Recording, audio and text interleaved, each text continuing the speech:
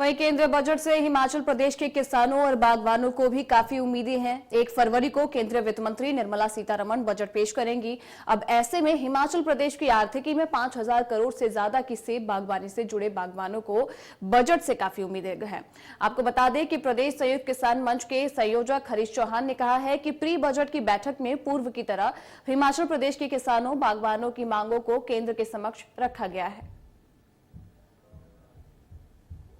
देखिए, हिमाचल प्रदेश में हमें बड़ी उम्मीद है किसानों बागवानों को, खासकर जैसे कि हमारा जो है हिमाचल प्रदेश में जितने पेस्टिसाइड फंजीसाइड्स है उसके ऊपर जीएसटी लगता है। चाहे टूल्स है हमारे, चाहे मशीनें हैं, सबके ऊपर, चाहे जालियां हैं, एंटी हेल नेट्स है, चाहे हमारी जो अन्य उपकरण है आपके, चाहे पॉली हाउसेज है या पैकेजिंग मटेरियल है, हमारे जो एप्पल पैकिंग के लिए बॉक्सेस आते हैं, तो हमने केंद्र सरकार से आग्रह किया है कि उसको जो है पूरी तरह से एग्जम्प्ट किया जाए जीएसटी। और इसके अलावा MIS का जो पैसा, मार्केट इंटरवेंशन एक स्कीम है जो भारत सरकार की लगभग 15-16 राज्यों में है, उस स्कीम में भी जो है वो पिछली 2 वर्षों से जो है उसका बजट जो 1500 करोड़ के लगभग हर वर्ष हुआ करता था, मात्र केवल 1 लाख रुपए रखा गया केंद्र सरकार के द्वारा। उसका नुकसान भी हम किसानों बागवानों को हिमाचल प्रदेश में सीधा हो रहा है सेब बहुल क्षेत्र में, क्योंकि उम्मीदें तो किसानों को हर साल ही रहती है।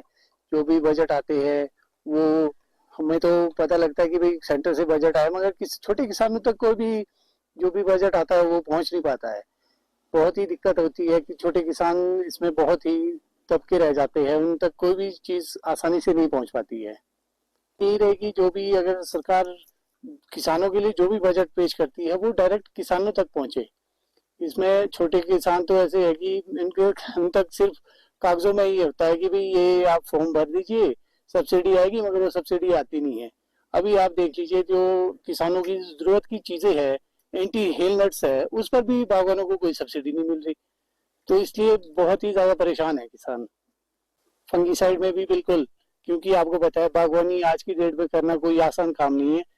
दवाइयों की कीमतें आसमान छू रही है, तो अगर इन सब्सिडी मिले किसानों को दवाइयों पर तो किसान कुछ सोच सकता है। अब